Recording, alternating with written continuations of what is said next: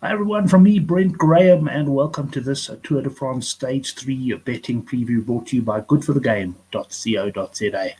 Well, let's start with a look back at Stage 2. And Mathieu van der Poel, well, he was absolutely superb today, wasn't he? We did suggest he might try something on the penultimate climb, and he did exactly that. And while he was caught at the top, he managed to get the bonus seconds that I suspect he was looking for, and then attacked on that final climb, a lot like Alaphilippe did yesterday, and he just rode away. Absolute power. He got the bonus seconds on the line. He put time into Alaphilippe, and the bottom line is he not only won the stage but rode himself into yellow. Very emotional scenes at the end there. It was certainly a joy to watch. What a great stage it was overall. We didn't have the same accidents that we had yesterday, but as I anticipated, it was the big guns who put up their hands at the end there as well. Tadej Pogacar, he won the sprint for second. And Primož Roglic, well, he's been on Pogacar's wheel all the way so far. This is starting to look very much like a match race, isn't it? The two of them are going to be fighting out this Tour de France. And even one of their men who was expected to be their big rival actually lost quite a few seconds today, and that was Geraint Thomas. I heard the commentator say, not suited by the punchy climb. Absolute nonsense that. You don't lose that sort of time unless you're having a bad day, and that is exactly what Thomas had. Before we get into things, give us a like if you enjoy these previews.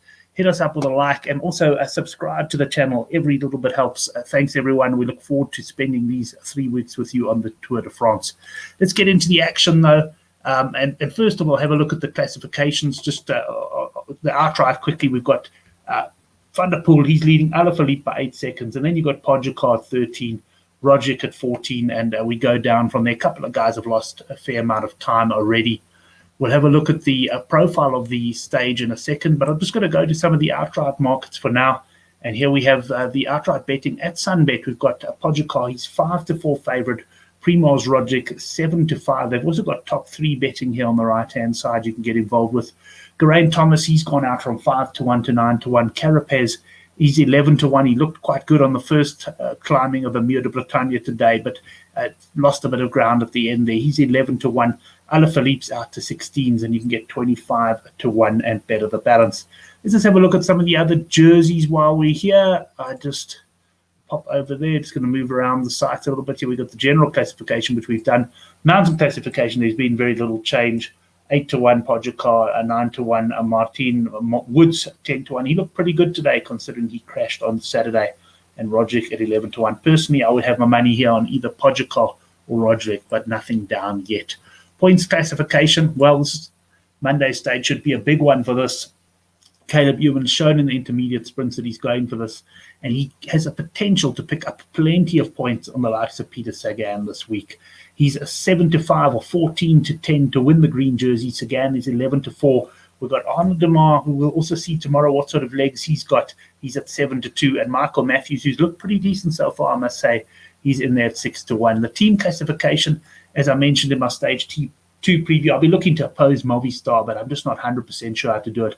They're 6-4. The Ineos Grenadiers 2-1.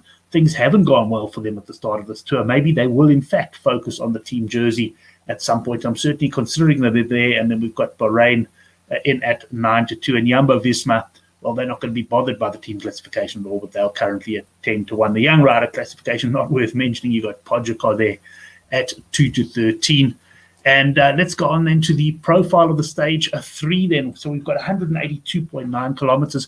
You can see a much flatter look to it than the first 2 stages, but still not pan flat by any means. We've got a very flat start, and then we've got a couple of Cat 4 climbs, nothing sinister, 1.7 kilometers at 6.3% and 2.2 kilometers at 3.1.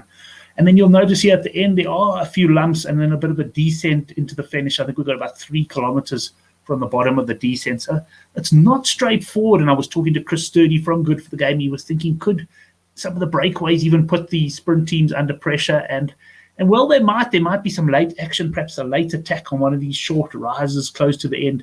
But ultimately, I think we're heading for a bunch finish here. I don't think Caleb Ewan's guys are going to get this wrong. And I think he's going to get support from some of the other sprinters teams who would like to back their men to do the business. So I think we're going to get a sprint here. There could be some rain about, which could cause a few problems. And I imagine the stage is going to get exciting from around about 30 to 40 kilometers out. Things will start getting interesting. I'm anticipating then a fairly weak break to go away. I think it will get formed a little bit quicker than what we've seen on the last 2 days. I think we're going to get a break of 4 to 5 riders going away. And I think that the Lotto team with Tommy De Gent at the front of the peloton is going to keep them very nicely in check. Let's have a look at the bet ticket. I'm going to pop onto World Sports Betting for that. They, of course, have got their, and let's just bring up the banner now, the money back special. If you back a gun, I did take advantage of that a bit this morning where I had Pogacar at 11 to 1 for the stage. Of course, that was a very small bet, so I didn't get much back, but I do get my stake back for that. Of course, the one I was wanting there was Alaphilippe, who I'd backed at 2 to 1 with a much bigger bet, but that unfortunately didn't arrive. Alaphilippe just didn't have his legs today, a little bit like Van der Poel on Saturday. Back to the betting there, we got Caleb Ewan, he's at 12 to 10. Arnaud Demar 17 to 4. Mark Cavendish 15 to 2. Cavendish sprinted for the intermediate points today. He wasn't bad. He was beaten by Ewan, but he's at the start of this tour, I was going to tell you that Cavendish wasn't going to win a stage, but I'm not as confident anymore. Then we've got Wout van Aert at 10 to 1. I'd be very surprised if he contests the sprint, quite frankly. I think it's going to be all for Roglic now. Clearly, there's going to be a lot of work to be done over this tour. Mats Pedersen, well, you never really know who's sprinting in their particular team, but Pedersen 12 to 1 and Bol at 14 to 1. Sagan 14 to 1. I don't think he's quick enough to win this. Jasper Philipsen, I believe, is carrying an injury at 16s. Tim earlier, Chris advised me that Tim crashed hard on Saturday, so doubtful that he'll be sprinting. And Mathieu van der Poel 28 to 1. He doesn't normally mix it up in the bunch sprints, but who knows? The yellow jersey might just try a late attack. I certainly wouldn't put it past him. This guy is absolutely unbelievable. Scrolling down the list, there we've got the likes of Cabrelli at 40s. Andre Greipel, remember him? He won many a Tour de France stage in his day. He's a 50 to 1. What then is my bet going to be for this stage? Well, at the end of the day, I've gone for 3 favorites. All of them have lost, but I'm sorry, I've gone for 2 favorites and both of them have lost. But I'm going to give it a third time lucky here at World Sports Betting. I'm going with Caleb Ewan to win at 12 to 10. I think he's got a great sprint train. I think he's got the team that will be able to keep the break in check. And as long as he doesn't have any bad luck in running, I can see him winning the sprint and winning it quite comfortably. I'm taking the 12 to 10, which does come with their money back for second guarantee. That's it for now. We'll see you again on either Monday night or Tuesday morning for the preview of Stage 4. Remember, we've also got the time trial coming up later in the week as well. And for you rugby fans, make sure you do subscribe to the channel because the Handicap Rugby Chat That Matters, that will be live at 9 o'clock on Thursday night. Thanks, everyone. Enjoy the show. Links to the Good for the Game forum and also our Tour de France newsletter down below the video. Have a good one.